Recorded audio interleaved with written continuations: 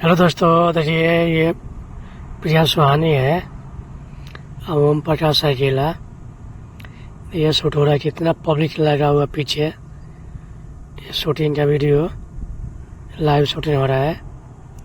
प्रिया सुहानी और ओम प्रकाश अकेला अब हम शूटिंग दिखा रहे हैं, आउटडोर शूटिंग।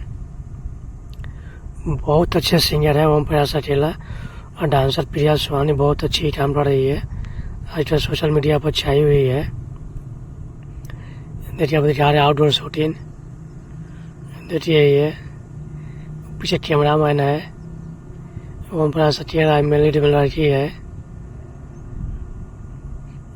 देखिए अब दिखा रहा है, ऐसे ही शूट होता है।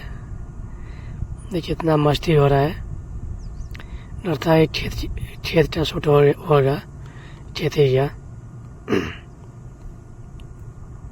अपना पूरा वीडियो देखिए अंत तक, तब समझ में आएगा। चैनल सब्सक्राइबर नहीं किए तो जरूर कर लीजिए, नए नए वीडियो मिलता रहेगा शूटिंग का।